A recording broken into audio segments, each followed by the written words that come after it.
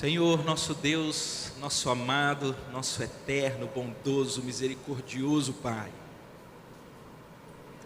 eu quero louvar o Senhor pelo Teu amor, quero louvar o Senhor pelo verdadeiro Evangelho, quero louvar o Senhor pela Tua palavra revelada, quero louvar o Senhor porque o Senhor continua ministrando aos nossos corações. Quero louvar o Senhor porque o Teu Espírito Santo continua aplicando as Tuas verdades às nossas vidas. O Senhor traz conforto, esperança ao desesperado e desanimado. O Senhor confronta e exorta o legalista e o cheio de si. E o Senhor nos aponta a todos para Jesus, para a salvação realizada na cruz. O Senhor nos nivela na Tua casa, o Senhor abre a nossa mente e o coração, o Senhor nos toma pela Tua graça, mas o Senhor não nos permite banalizá-la, o Senhor muda a nossa história. Ó Deus, obrigado porque o Senhor é bom, porque essa palavra é viva, ela penetra, ela corta, ela traz discernimento à nossa alma e ao nosso coração. Quero Te louvar porque o Senhor tem dado a oportunidade aqui nessa igreja de termos momentos, cultos, onde nós nos voltamos à Tua palavra. E eu peço então, Pai, que o Senhor dê a cada um de nós aqui essa fome, esse desejo do alimento que vem dos céus, deixado pelo Senhor, que é a Tua palavra revelada. Eu gosto sempre de me unir aos meus irmãos aqui no início de cada classe e clamar pela nossa família, clamar ao Senhor pela salvação lá em casa, rogar a Tua misericórdia, Pai, por casamentos que espelhem a relação do Senhor com a igreja, casamentos que sejam vida de evangelismo na sociedade onde estão inseridos. Rogamos ao Senhor, Pai, relação de filiação, que aponta para a relação de filiação que temos com o Senhor. Pedimos que o Senhor, Pai, se for do Teu agrado, use cada um aqui dentro da sua casa como luz, como sal. Mas também nós rogamos ao Senhor que, a despeito de nós, o Senhor haja e intervenha com graça e misericórdia no nosso lar.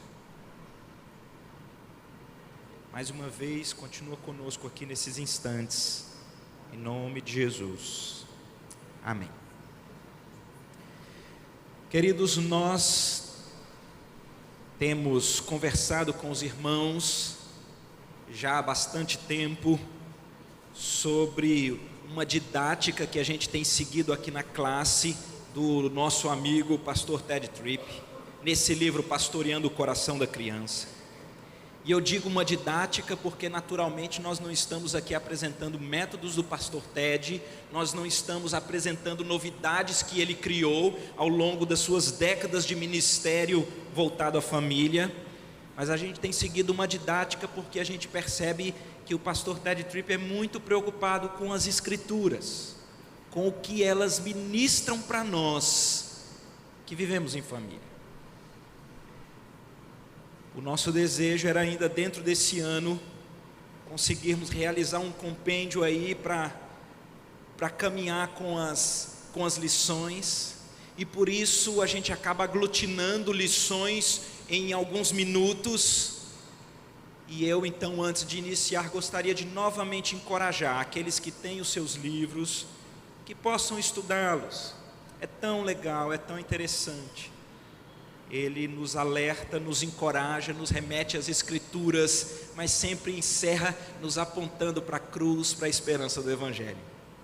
E eu com isso quero encorajá-los. As sequências dos últimos capítulos, o pastor Ted Tripp vai pegar então todo aquele arcabouço de bases que nós já estudamos aqui, e ele então tenta aplicar para cada momento da vida dos nossos filhos. Então ele divide sobre os princípios que nós estudamos, qual seria o foco na primeira infância, de 0 a 7 anos. E ele então coloca a importância de nós estabelecermos para os nossos filhos da primeira infância aquele círculo da bênção, que já foi projetado aqui, já foi dito tantas vezes. É Deus quem promete, gente. É Deus que promete que o filho que obedece os seus pais e que honra os seus pais, ele irá bem e será de longa vida nessa terra. É Deus que promete. Em outras palavras, filhos na primeira idade, eles precisam ser reiteradamente ensinados que cada momento de desobediência, de rebeldia, de desonra, o coloca numa situação de perigo. E é uma bênção voltar ao círculo da bênção. A disciplina, a correção entram nesse transporte de volta. Depois o pastor entra para uma segunda fase, que ele chama de segunda infância, e a gente está falando aí talvez dos 7 aos 12 anos, onde o pastor nos estimula a, usando todo o arcabouço que nós estudamos aqui dos princípios de pais para com os filhos, de focarmos no ensino do caráter. E é importante que a gente aqui relembre apenas alguns detalhes. É importante mostrar aos nossos filhos que nós temos uma natureza caída, depravada, que faz com que a gente nasça com o egoísmo, que faz com que ninguém precise ensinar, mas a gente vai mentir, que a gente seja prepotente, orgulhoso, cheios de si, querendo assumir o ponto de predominância, de centralidade na vida. E nós, quando estudamos caráter nessa fase, nós precisamos ensinar aos nossos filhos a nova identidade que nos é dada em Cristo. Nós só conseguiremos ensinar caráter para a vida dos nossos filhos quando nós mostrarmos para eles qual é o gene que vem com eles e quem é Deus, os atributos de Deus, e como em Cristo nós podemos ser refeitos. E como só em Cristo é possível viver na integridade, como só em Cristo é possível viver na verdade, como só em Cristo é possível vencermos as inclinações do pecado, como foi exposto aqui de maneira tão profunda para nós já no primeiro culto. E aí nós chegamos à adolescência, e talvez é onde eu queria tomar um pouco de tempo nessa lição, e possivelmente na lição que vem. Eu confesso a você que para mim tomar um microfone e vir à frente da classe e falar sobre a relação de pais com adolescentes me dá um senso de inadequação muito grande. E por motivos óbvios. Eu não tenho filhos adolescentes. Eu nem sei como é essa aventura. Mas ao mesmo tempo eu sou tomado de assalto com uma outra verdade. Quando eu falo de pastoreio do coração da criança, na primeira infância, na segunda infância, eu também não venho aqui à frente porque eu dou conta, nem porque eu então tenho toda a habilidade, os meus filhos são perfeitos e o negócio lá em casa, porque também não é. Então na verdade o meu senso de inadequação é completo. Preste atenção, a gente só vem à frente de uma classe como essa porque nós temos a palavra de Deus, e a gente quer falar sobre a palavra de Deus, e sobre as aplicações que ela tem, e mesmo se eu for completamente falido, mas se eu estiver sendo fiel às Escrituras, eu tenho convicção que Deus pode usar, para ministrar alguma verdade dele aí no seu coração. Então não assusta de eu falar sobre a relação com filhos adolescentes, mesmo sem ter, porque eu nunca estive aqui pelas minhas experiências, nunca ninguém esteve aqui porque então é bom demais e quer compartilhar o que já fez. Nós estamos aqui porque nós somos gente que vive em família, que ama o Senhor e quer entender o que Deus reserva para nós dentro das nossas casas.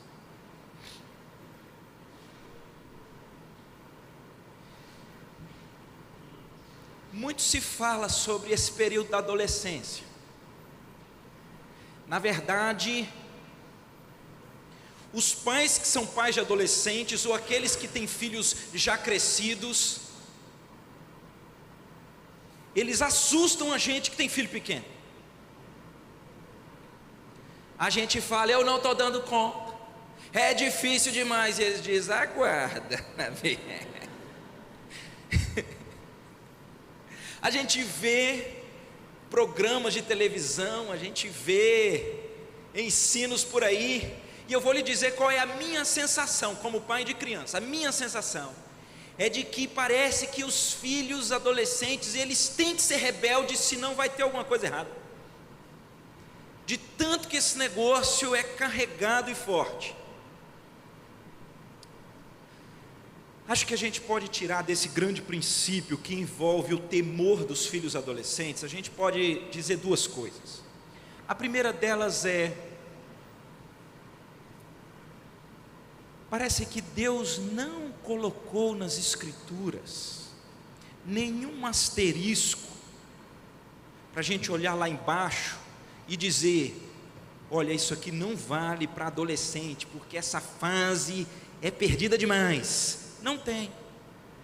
Quando você olha para a estrutura das Escrituras, para a relação de filiação, quando você olha para a caminhada com Deus, não tem essa retirada de anos em que a loucura é total e a rebeldia é total. Não tem.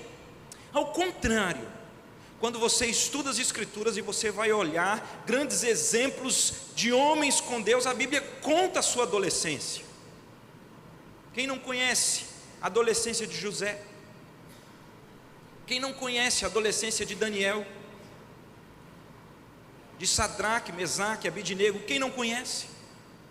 Há adolescentes do Senhor. Então, uma primeira coisa que é um fio de esperança é que não é necessário ficar doidão na adolescência. Não é necessário. A outra verdade é que a gente não pode menosprezar essa experiência de tanta gente, não é verdade? Muita gente tem essa experiência de repente se assustar com filhos que estavam debaixo da sua autoridade, e chega num dado momento, parece que é uma explosão de rebeldia. E essa experiência, e eu acho que nos dias de hoje ela é cada vez mais catalisada, porque na adolescência talvez seja um dos períodos de maior tensão de uma pessoa em definir a sua identidade. E não se iludam, queridos, aqueles adolescentes que são criados nos princípios do Senhor, no temor do Senhor, eles estarão já no auge da sua adolescência, sendo bombardeados com vários ensinos que são diametralmente opostos àqueles que eles recebem em casa ou na igreja. Então a gente ensina, e eles desenham, e eles pintam a criação por Deus, eles pintam a preservação no dilúvio, e eles agora estão lá ouvindo, não é Deus que criou. Você acredita em dilúvio? As tensões dos ensinos diametralmente opostos são muito fortes, e é realmente muito difícil para aqueles que são adolescentes lidarem com isso, especialmente quando eles estão diante de ensinos opostos, de pessoas que parecem que têm patentes acadêmicas melhores que seus pais.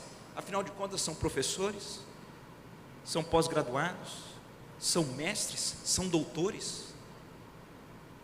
E no momento em que você está autoafirmando a sua identidade, sobre quem você é, e você tem ensinos opostos, isso vai gerando um turbilhão de ideias, de complexidades na vida dos adolescentes.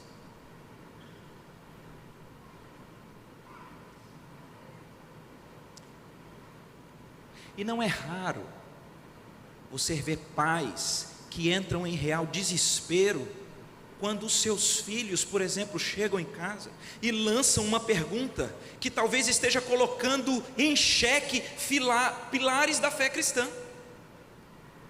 E é muito interessante porque nesses capítulos o autor vai tratar desses pontos sensíveis. E aqui eu começo já a dar um conselho que é do pastor.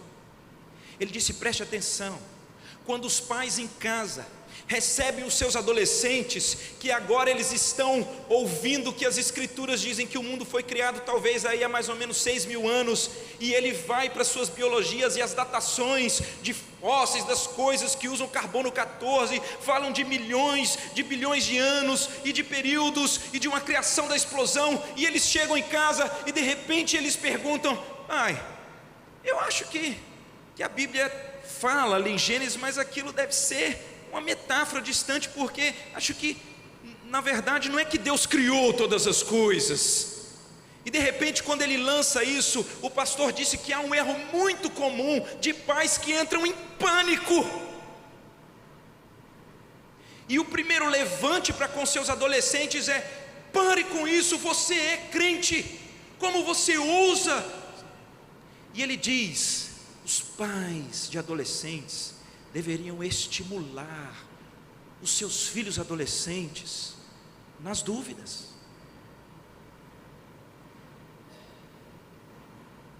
Ele diz: nós não temos medo do Evangelho e das Escrituras, ela responde às dúvidas mais profundas da humanidade.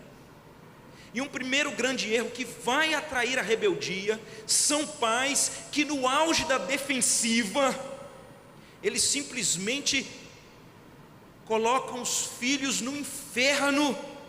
Se o filho chega dizendo que esse negócio de pecado original, que uma serpente falou com a mulher, que negócio que Deus criou, mas esse negócio não é verdade. E ele diz: são oportunidades de ouro para você não perder o coração do seu filho, não atraí-lo a uma rebeldia. É você estimular as próprias dúvidas, para que quem sabe você e ele, que talvez nunca se aprofundaram nas Escrituras, possam ir juntos às Escrituras para perceber aquilo que Deus fala. Coisas tão interessantes. Lendo esses 2 capítulos, naturalmente, a gente vai projetando a vida dos filhos, e eu particularmente fico pensando, como é que serão os meus filhos? Como é que vai ser os caminhos de rebeldia? É complicado. Eu queria fazer aqui algumas orientações práticas sobre lida com adolescentes. E naturalmente eu sou aqui um cara que estuda pensamentos, olha para as Escrituras e tenta compartilhar. O pastor Ted Tripp, ele chama muito a atenção da importância do livro de Provérbios para você conseguir se comunicar com adolescentes. E eu, a partir de um estímulo dele, eu fui pesquisar e ir atrás do quanto que assuntos proibidos, o quanto que assuntos que você não sabe nem como tratar, o quanto eles vêm à tona quando você lê Provérbios. Então, você, suspeita que quem sabe o seu filho adolescente está num namoro escondido, e como é que você vai tratar um assunto desse? Se você lê Provérbios com ele, de repente esse assunto está lá. Se você quer tratar com seu filho sobre a questão do consumismo, do materialismo, da avareza, das riquezas, sobre como é perigoso esse negócio no coração, de repente você vai ler Provérbios, esse assunto está lá. Você quer tratar com seu filho sobre o perigo das amizades, que elas enlaçam, que eles não se cansam até levar você a falir completamente, e você tem percebido traços de amizades, e você não sabe muito bem como entrar, você vai ler Provérbios com seu filho, vai estar lá.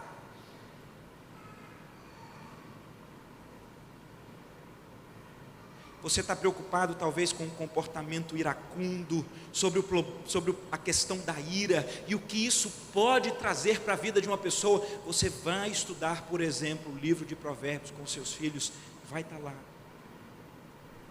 Você tem medo da promiscuidade, de como hoje em dia, cada vez mais cedo, os jovens estão lidando com a sensualidade uns com os outros, e você vai ler Provérbios, e Provérbios não tem meias palavras, e trata desse assunto lá. Você está preocupado, talvez, com os aliciamentos de más amizades, com os vícios, com a bebida alcoólica, com o início, quando você lê Provérbios com seus filhos, esses assuntos estão lá.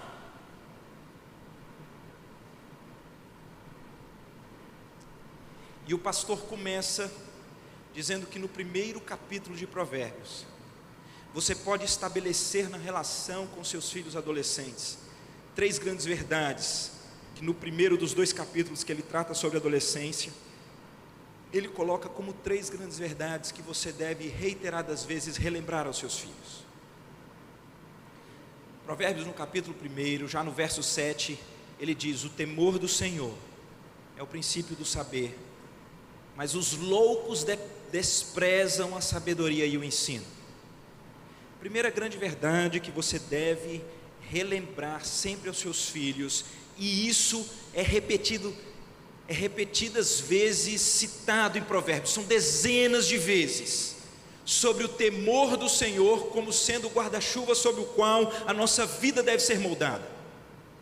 E o pastor nos relembra uma coisa muito interessante, e parece que isso aflora mais ainda na adolescência. Ele diz: não se iluda, todos nós, ou nós moldaremos a nossa caminhada no temor do Senhor, ou no temor a qualquer outra coisa. Nós adoraremos o Senhor, ou teremos como ídolos qualquer outra coisa. E é muito comum na adolescência o temor dos homens pautar a vida. Não são raras as histórias de adolescentes que eles iniciam caminhos de perdição por temor a homens. Como é que ele vai dizer não para a turma? Vocês verão roupas esquisitas por temor a homens, palavreados esquisitos por temor a homens, perguntas, indagações, questões por temor a homens. Isso a gente vê desde mais cedo. A gente vê filhos naquela segunda infância que já é assim. Se eles forem para a escola e lá eles perceberem que todos os amigos agora estão fazendo uma coisa, ou aconteceu lá em casa esses dias, todos os colegas resolveram no final do ano não ir com mochila para a escola, ir com saco. De repente o menino só queria ir para a escola com saco. Meu filho, e a mochila? Não, eu quero levar nesse saco aqui. Mas por quê? Porque eu quero. Nossa, quando eu chego para entregar o menino, só saco. Eu falei: gente, é impressionante. Temor dos homens. É nesse momento que então em Provérbios você vai ler várias vezes: o temor do Senhor é que aquele temor sobre o qual existe sabedoria. Quem despreza o temor a Deus é louco.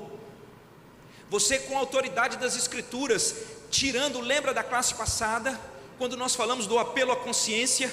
Ao invés do menino chegar em casa e você falar: você é louco com essa calça, você é louco indo com saco, você lê as Escrituras, fala: vamos estudar, filho, o temor do Senhor é o princípio do saber, mas os loucos desprezam a sabedoria e o ensino.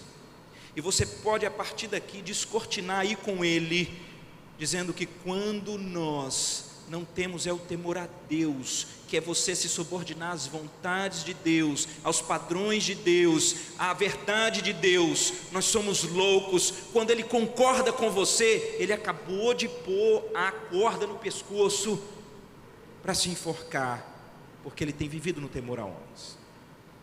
A segunda verdade aqui no capítulo 1 de Provérbios é que logo nos versos seguintes ele diz: filho meu, ouve o ensino do teu pai, não deixes a instrução da tua mãe, porque eles serão diadema de graça para a tua cabeça e colares para o teu pescoço. Ele diz: não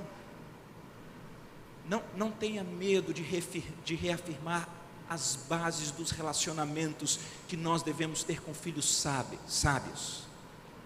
Eles temem a Deus, eles ouvem os pais. Eles ouvem os pais.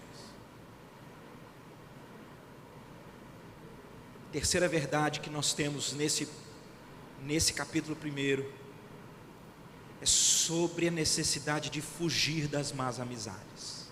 Preste atenção na leitura da palavra. Filho meu, se os pecadores querem seduzir-te, não consintas.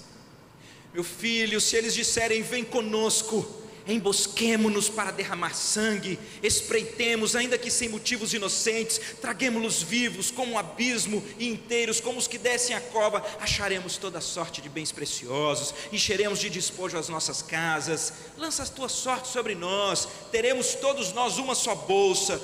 Filho meu, não te ponhas a caminho com eles, guarda as veredas dos teus pés, porque os pés dos ímpios correm para o mal, eles se apressam em derramar sangue, pois debalde se estende a rede à vista de qualquer ave. Estes se emboscam contra o seu próprio sangue, e a sua própria vida se espreitam. Tal é a sorte de todo ganancioso, e este espírito de ganância, ele tira a vida de quem possui. No primeiro capítulo, um livro que é escrito numa relação de um pai sábio com filhos maduros. Ele diz: filho, firme a sua vida no temor a Deus e não aos homens. Filho, ouça sempre os seus pais. Filho, cuidado com as más amizades. Eles vão lhe chamar dizendo que vocês vão se dar bem.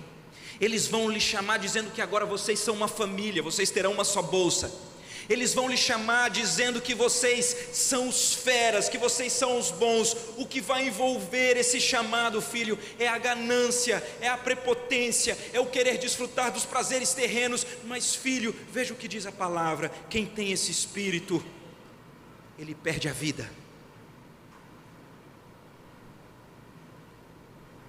3 princípios que você pode conversar com seus filhos, talvez naquela sabedoria de quem apela à consciência. Eu gosto de uma sugestão que o pastor Ted Tripp dá.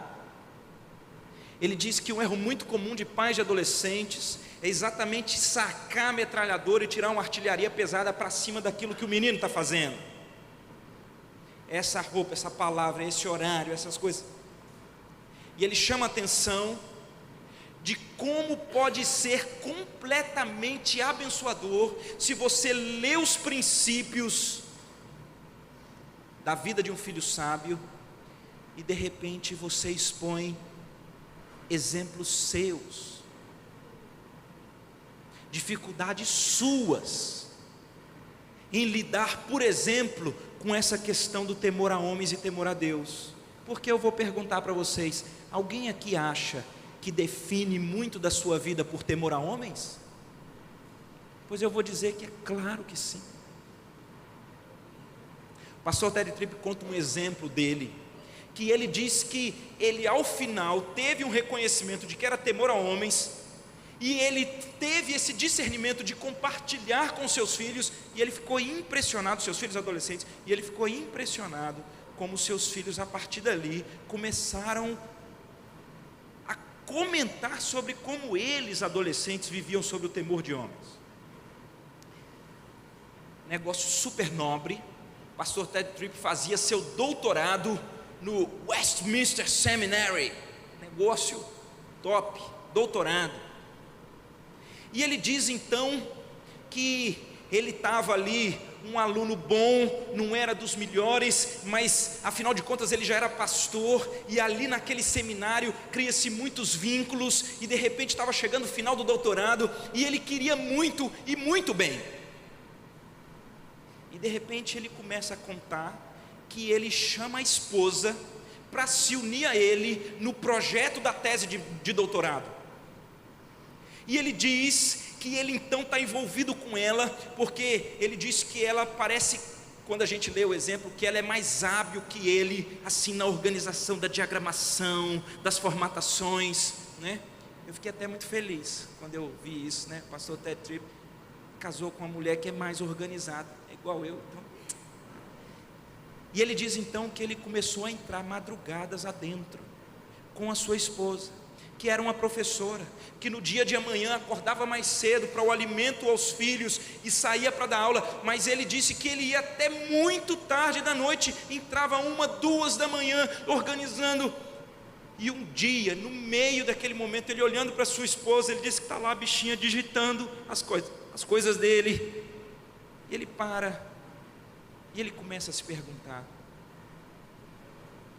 será que eu estou aqui 2 da manhã, porque eu tenho a nítida convicção de que essa é a vontade de Deus para mim, para minha esposa, para a bênção da nossa vida em glória ao nome de Deus? Ou será que eu estou aqui porque eu queria muito ser o primeiro colocado no seminário? Ou porque eu queria muito ter o aplauso daqueles professores doutores que eu aprendi a admirar? E ele disse que ele foi tomado de uma convicção tão grande de temor a homens, fazendo doutorado no Westminster Seminary. E ele disse que aquilo o consumiu porque ele estava colocando em risco a palavra de Deus, que fala do repouso noturno, que fala de tantos aspectos que ele estava negligenciando, e ele entendeu que aquilo era para o umbigo dele. Então ele disse que naquele momento ele para tudo e ele vai confessar a Deus esse pecado, junto com a sua esposa. E ele diz: esse troço é para o meu umbigo, eu já não estou querendo aprender mais de Deus coisa nenhuma, eu quero é tirar onda e ser bem visto pelos tampas. E ele diz que ele é tomado de assalto, ele pede perdão com a esposa. Então ele resolve compartilhar essa história com seus filhos adolescentes. Ele vai ler as escrituras sobre a loucura de quem sai do temor a Deus e ele entra no temor a homens, e ele molda a sua vida por temor a homens, para que ele seja aceito, para que ele seja elogiado, para que ele seja bem visto com a sua turma.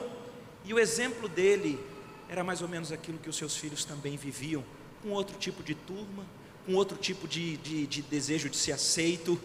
E de repente ele diz que aquela abertura do princípio das escrituras, com a fragilidade dele, foi uma abertura para tratar esse problema de temor a homens, que envolve os adolescentes. Negócio especial. Você vai às escrituras que apelam à consciência, você expõe a sua luta e de repente você ganha o coração. E aqui, queridos, deixa eu dizer uma coisa. Ele coloca isso como um tópico muito importante. Os filhos, aí a partir de 12 anos, e ele está tratando nesse capítulo daqueles que ainda estão em casa.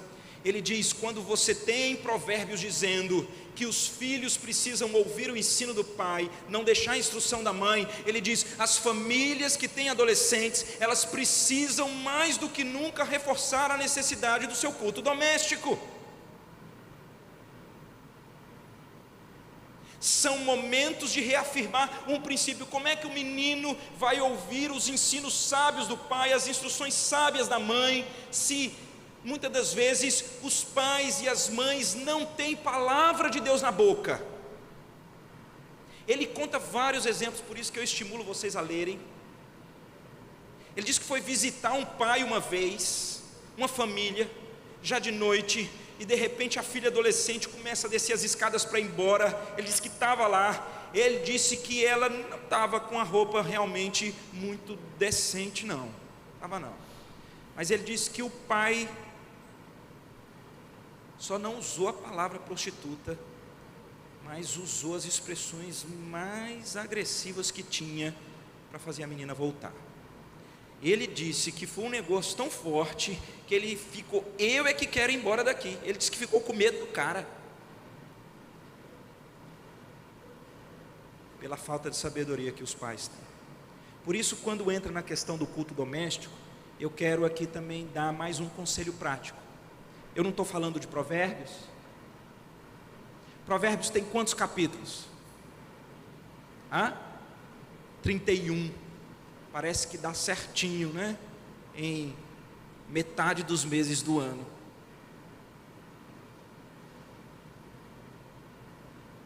Você já imaginou, de repente, ter culto doméstico no livro de Provérbios com seus filhos adolescentes? Te prepara, viu?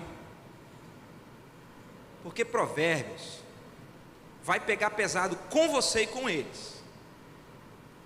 Eu quis tirar uma lista aqui, não vou ler os versículos, mas apenas alguns temas que são tratados assim, faca na garganta.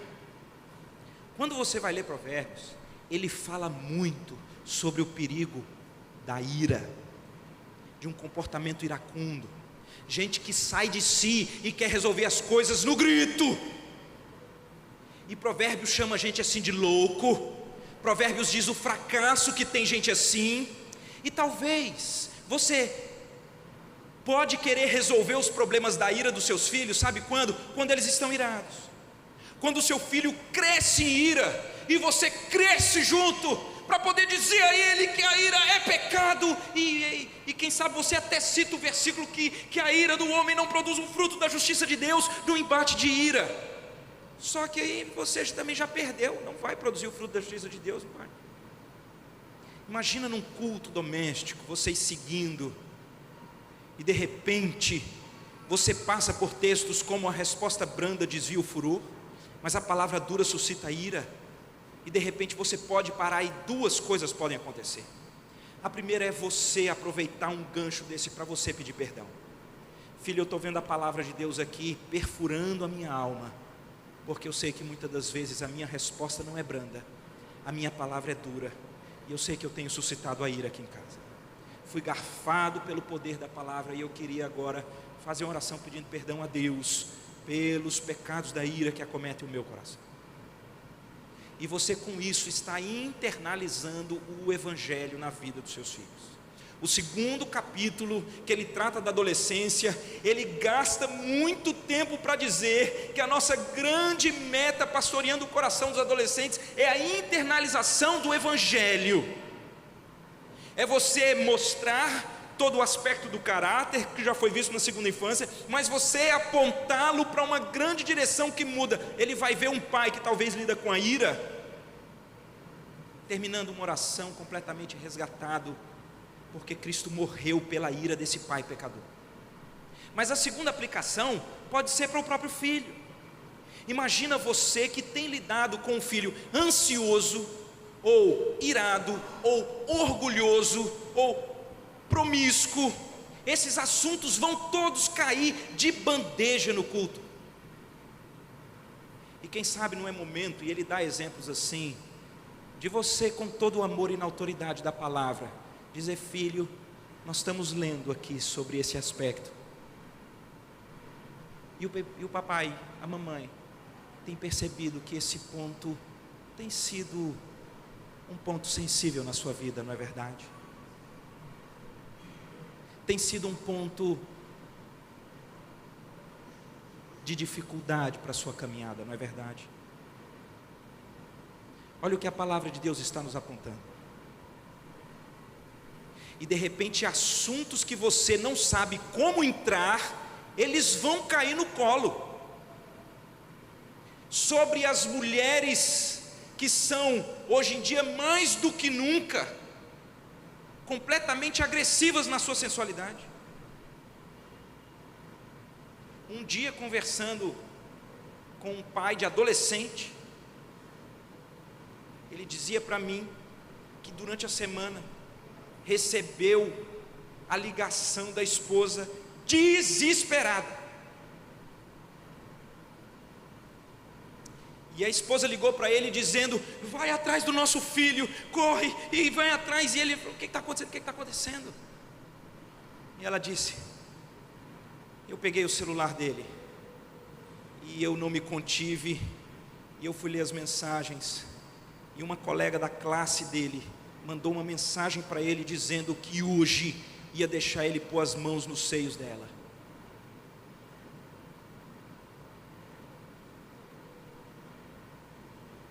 Esse caso, a bola quicou na frente, né? O cara tem tudo, vai ter que chutar e resolver o assunto. Como é que você entra num assunto desse? Quando você vai ler Provérbios, ele fala da mulher adúltera, ele fala da doçura do mel quando ela vem, mas ele cita a tragédia das consequências. Você vai terminar de ler e o assunto vai estar quicando na sua frente. Não foi você que trouxe o assunto, você não está olhando para o seu filho, mas você pode dizer para ele como é que é o mundo mal.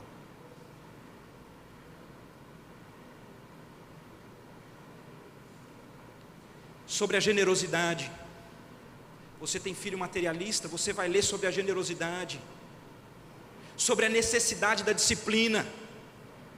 Você vai ler em Provérbios sobre as tentações desse mundo. Você vai ler em dezenas de vezes sobre o único caminho que é se submeter ao temor a Deus e não dos homens. Você vai ler sobre qual é a consequência daqueles que são insensatos e tolos. Você vai ler sobre a amizade. Vários versículos que falam, preste atenção. De um lado ele fala da bênção do amigo, que na angústia se faz irmão. De outro lado ele fala dos amigos interesseiros. É Provérbios quem diz: se as vossas riquezas multiplicam, vai multiplicar os amigos. Interesseiros, alertas, vem aqui. Você vai ler lá sobre Deus que sabe de todas as coisas. Imagina você lendo no culto e termina dizendo para o filho: filho, você vai conseguir esconder muita coisa do papai, mas a palavra de Deus aqui está nos dizendo que nada você vai esconder do seu Criador, do nosso Senhor. Já pensou? Provérbios cita mais. Ele fala sobre a necessidade de ser diligente. É muito legal isso daqui. Já vi pais de adolescentes dizendo: eu não aguento mais, o menino não acorda, é meio-dia não acorda, ele não faz os seus trabalhos domésticos, o menino não anda. Você vai ler aqui sobre a necessidade do camarada ser diligente no seu trabalho, nas suas obrigações, nos seus afazeres, e a palavra de Deus está apontando para o princípio, e você ganha uma autoridade completamente diferente do que um pai que está muitas das vezes no auge da crise querendo resolver. Sobre opressão, em dois sentidos: você não oprimir as pessoas, e sobre também a tragédia de, estando sem Deus, ser oprimido pelo mundo. Ele trata demais sobre o orgulho, ele fala sobre a necessidade da prudência, ele fala sobre a tragédia de você se tornar uma pessoa zombadora dos outros, sobre o perigo das contendas. Tem um texto lindo, né? Sobre as 4 coisas que Deus odeia, e uma última que ele repugna. E ele vem dizendo de orgulho, mas ele diz que o que Deus repugna é aquele que semeia contendas entre os irmãos. Já pensou você pegar princípios desses para aplicar com exemplos seus, ou de coisas que têm acontecido no nosso mundo? Você vai pastorear o coração, e quando você identificar os equívocos, você leva os meninos em oração, apontando para o Evangelho. Ele fala sobre o perigo da língua solta, fala sobre a tragédia do ganho injusto. Quando você ganha, está indo bem, compra o carro, mas aquilo é fruto de trabalhos que são injustos, o pecado está lá dentro. Provérbios diz que isso é trágico. Ele fala do perigo da riqueza, ele fala da tragédia da preguiça, vai ter com a formiga, seu preguiçoso. Ele fala sobre a tragédia da calúnia, da difamação, falar contra os outros, sobre o perigo da leviandade, da mentira, da fofoca, sobre a questão da teimosia. Gente que é chamada a atenção, mas não dá o braço a torcer. Qual é o fim de gente assim? Sobre padrão para as mulheres.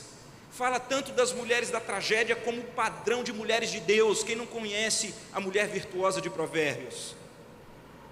Queridos, eu estou tomando tempo lendo tudo isso daqui, porque fazia parte da nossa classe, alguns anos atrás, quando nós estudamos esse livro, o pastor Marcos. Pastor Marcos é hoje pastor da igreja do Prado, da igreja presbiteriana. E eu me lembro que uma das vezes, eu falando sobre a bênção de, quem sabe, você iniciar um estudo sistemático de Provérbios com seus filhos, já nessa idade da maturidade, a bênção que é para que assuntos que são muito perigosos ou são ocultos, eles comecem a pular na frente de vocês. E eu tive a oportunidade de, não há muito tempo atrás, encontrar com o pastor Marcos, e ele veio me contar que depois daquela classe, ele resolveu com seus filhos, que já são juvenis nessa faixa aí, a partir de 12 anos, 10 até um pouco antes, temas que ele sabia que já estavam chegando aos ouvidos deles, e ele não sabia como entrar, ele não sabia como fazer, e ele diz: nós começamos então a estudar Provérbios. E de repente, quando a palavra de Deus levantava a bola do assunto, eu via os meus filhos assustados, mas a Bíblia levantou, a gente começava a conversar, eles abriam o coração e os ouvidos para nós tratarmos de assuntos que dizem respeito a um resgate ao temor a Deus. E ele veio falar comigo: rapaz, que bênção foi aquele conselho. E eu disse: rapaz, eu nem faço isso com os meus filhos. Eu tenho estudado isso de pastores experientes e compartilhado daquilo que eles têm vivido. A gente nunca perde por buscar a sabedoria de Cristo, a instrução da sua palavra, para pastorear o coração dos nossos filhos. Nós não temos tempo, mas você pode ver outros exemplos do pastor Ted Tripp com seus filhos. Filho que quer ir brincar e não quer fazer os seus afazeres no quarto, e ele diz: filho adolescente, você não deve ficar o tempo inteiro, não assim, não põe aqui, não faz aquilo, volta aqui, isso causa ira. Ele diz: tenha o tempo certo e aprenda a lançar sobre ele as reflexões que podem resgatá-lo à luz do que vocês vêm estudando. E ele tem exemplos fortíssimos sobre como ele entrega o recado e ele vê Deus trabalhando no coração dos seus filhos. Filhos que bateram o carro, que pegaram, que saíram escondido, filhos que não faziam suas atividades, ele trabalhando com graça, com amor e apontando ao Evangelho. É possível termos filhos adolescentes que sejam filhos para a glória de Deus.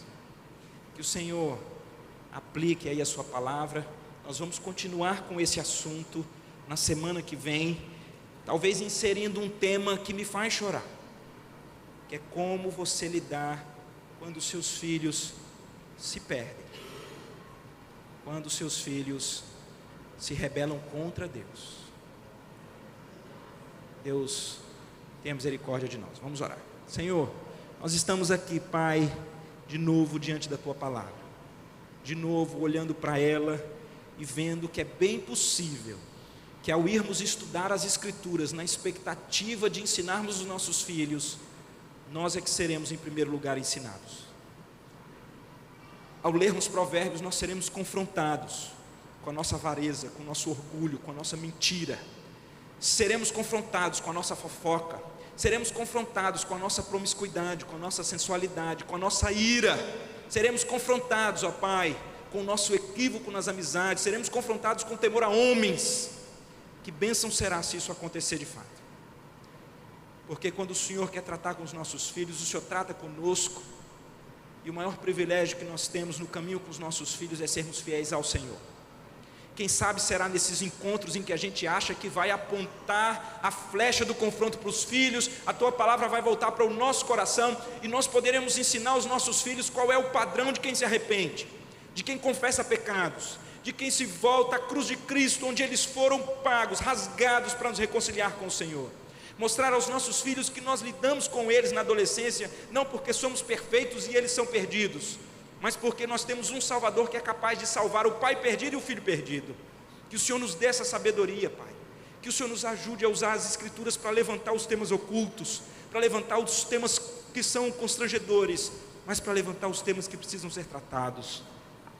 E que o Senhor, pela unção do Teu Espírito, faça aquele trabalho que nenhum pai pode fazer, faça aquele trabalho que nenhuma mãe pode fazer, que é salvar os nossos filhos, que é aplicar a Tua palavra aos seus corações, que é de fato, ó Pai, dar a eles novidade de vida e de caráter no sangue de Jesus Cristo. Que o Senhor, Pai, continue derramando graça e misericórdia lá dentro da nossa casa, com a Tua palavra, usando-nos se for possível, para que a Tua glória seja manifesta no nosso lar. Em nome de Jesus.